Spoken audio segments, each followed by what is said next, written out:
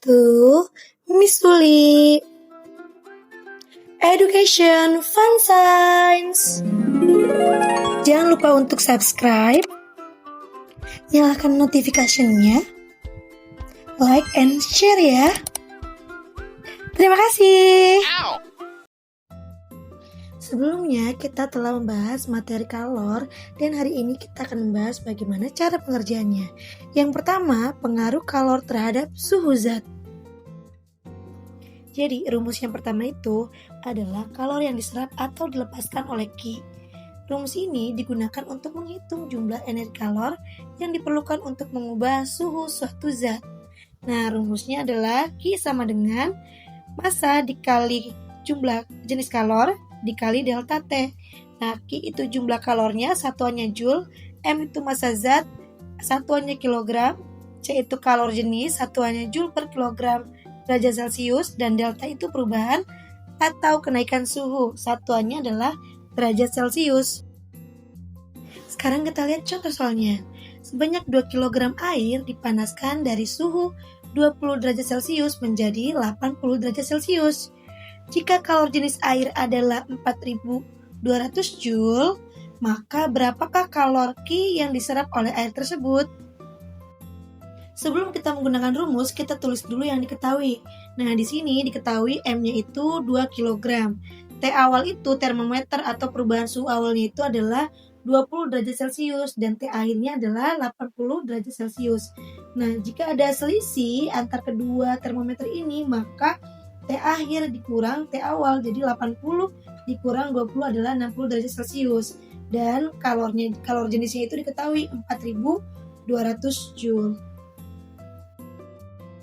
Nah, sekarang kita hitung Q-nya. Kita masukkan Q sama dengan M dikali C dikali delta T. Q-nya itu sama dengan M-nya itu kan tadi 2 kg dikali 4200 Joule per kilogram derajat Celcius dikalikan dengan 60 derajat Celcius. Maka yang 2 ini 2 dikali dengan 4200 dulu. Dapatnya adalah 8400 baru dikalikan dengan 60. Maka hasilnya adalah 504.000 Joule. Jadi jawabannya kalor yang diserap air adalah 504.000 Joule.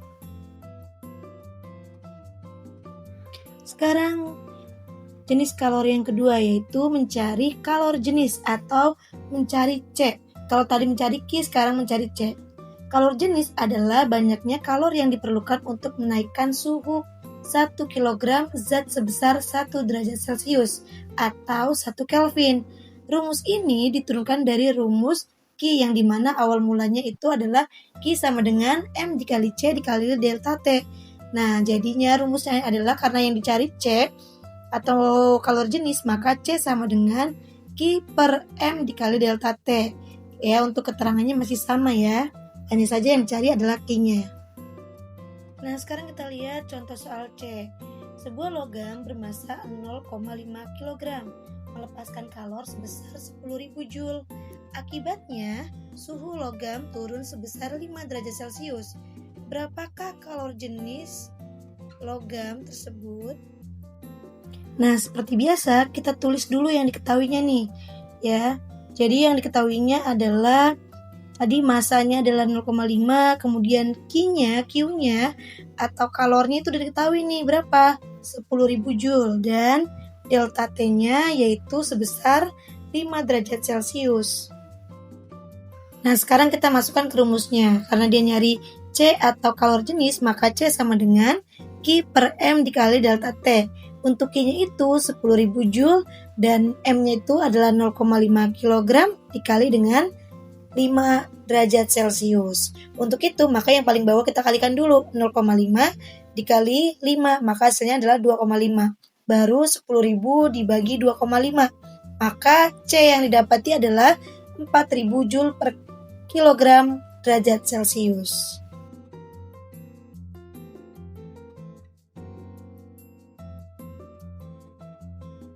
Nah, sekarang yang ketiga, yaitu mencari kapasitas kalor, atau kita akan mencari namanya H. Nah, kapasitas kalor ini adalah banyaknya kalor yang diperlukan untuk menaikkan suhu seluruh zat sebesar 1 derajat Celcius atau 1 Kelvin. Nah, kapasitas kalor ini mewakili kemampuan benda secara keseluruhan untuk menyerap kalor. Nah, terdapat dua bentuk rumus. Yang pertama, yaitu H sama dengan Q per delta T atau H sama dengan M dikali C. Untuk keterangan satuannya atau keterangan rumusnya masih sama ya, hanya beda penempatannya. Nah, untuk mencari soal H, ya, untuk menaikkan suhu suatu benda sebesar 10 derajat Celcius, diperlukan kalor sebesar 5000 Joule. Dari soal tadi, sekarang kita lihat dulu nih, apa yang dicari. Berarti kita lihat, kita akan mencari yang namanya A, yaitu hitung kapasitas kalor H benda tersebut. Nah, kemudian yang B itu kita akan mencari massa benda dalam satuannya 2 kg. Hitung kalor jenisnya. Nah, sekarang kita lihat dulu yang diketahui. Q-nya itu udah dapat ya, 5000 Joule, delta T-nya 10 derajat Celcius. Maka karena kita akan menghitung H, kita pakai rumusnya. H sama dengan Q per delta T. Langsung saja kita masukkan angkanya. Berarti 5000 Joule ya untuk Q-nya dibagi delta T-nya adalah 10 derajat Celcius. Berarti langsung 5000 dibagi 10. Maka hasilnya hanya itu adalah 500 Joule per derajat Celcius. Sekarang kita akan menentukan pengaruh kalor terhadap wujud zat. Nah, jadi ya atau disebut dengan kalor laten adalah energi kalor yang dilepas atau diserap oleh suatu zat saat terjadi perubahan wujud atau fase di mana suhu zat tetap atau tidak berubah.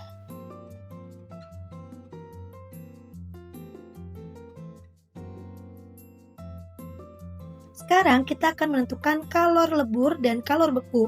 Untuk kalor lebur adalah kalor yang diserap oleh 1 kg zat untuk berubah dari wujud padat menjadi cair atau melebur pada titik leburnya. Sedangkan kalau kalor beku adalah kalor yang dilepas saat 1 kg zat berubah dari cair menjadi padat.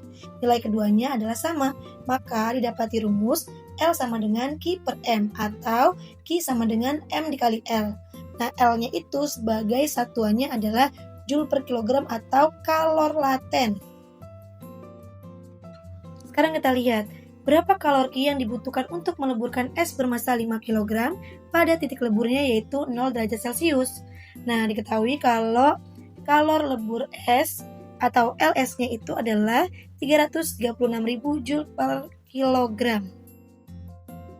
Kita tulis dulu yang diketahuinya. Nah, karena dia satuannya 5 kg, maka masanya adalah 5 kg dan LS-nya sudah diketahui yaitu 336.000 Joule per kilogram. Maka kita masukkan rumusnya untuk menghitung kalor Q, yaitu Q sama dengan M dikali L. Maka Q sama dengan 5 kg dikali 336.000 Joule per kilogram. Hasilnya adalah Q-nya itu 1.680.000 Joule. Nah, sekarang kita akan menentukan yang kedua, yaitu kalor uap dan kalor embun. Kalor uap atau U adalah kalor yang diserap oleh 1 kg zat untuk berubah dari wujud cair menjadi gas atau menguap pada titik didihnya. Nah, sedangkan kalor embun adalah kalor yang dilepas saat 1 kg zat berubah dari gas menjadi cair. Nah, nilai keduanya adalah sama. Maka rumusnya U sama dengan Q per M atau Q sama dengan M per U. Kita lihat langsung ya contohnya. Kita lihat contohnya ya. Uap air bermassa 0,1 kg melepaskan kalor sebanyak 226.000 Joule. Saat mengembun berubah wujud dari gas menjadi cair. Tentukan kalor uap U air tersebut. Sekarang kita tulis dulu yang diketahuinya. Berarti Q-nya adalah 226.000 Joule, sedangkan M-nya adalah 0,1 kg. Nah, maka kita masukkan rumusnya. Berarti U sama dengan Q per M. Untuk Q-nya sudah diketahui yaitu 226.000 Joule dibagi 0,1 kg. Maka hasilnya adalah 2.260.000 Joule per kilogram. Pada kalor ada yang namanya asas Black atau aturan pertukaran panas. Jadi asas Black adalah aturan sederhana yang mengatur bagaimana panas kalor berpindah ketika dua benda dengan suhu berbeda dicampur. Prinsip utamanya adalah jika mencampurkan dua zat yang berbeda, misal air panas dan air dingin, dalam wadah yang terisolasi, maka panas tidak bocor keluar, maka Q lepas dan Q diterima. Jadi intinya adalah jumlah panas yang hilang oleh panas sama dengan jumlah panas yang didapat oleh yang dingin. Jadi sama-sama Q lepas dan Q terima. Prinsip yang kedua adalah mencari suhu campuran. Nah, jadi pertukaran panas ini akan berhenti ketika kedua zat mencapai suhu yang sama, atau bisa disebut dengan suhu campuran. Termometer Celcius. Untuk menghitungnya, kita gunakan rumus Q sama dengan M kali C kali delta T, atau panas zat panas sama dengan panas zat dingin, atau M panas dikali C panas, berarti T panas dikurang T Celcius, dan sama dengan M dingin dikali C dingin, dan T Celcius dikurang T dingin. Maka T panas dikurang TC adalah perubahan suhu untuk zat panas suhu turun, sedangkan TC dikurang T dingin sama dengan perubahan suhu untuk zat dingin saat suhu naik. Contoh sederhananya adalah, bayangkan ketika kamu mencampur 1 gelas kopi panas, yaitu 90 derajat Celcius, dan 1 gelas susu dingin 10 derajat Celcius. Jadi kopi itu melepas panas, suhunya turun. Susu itu menerima panas, maka suhunya naik.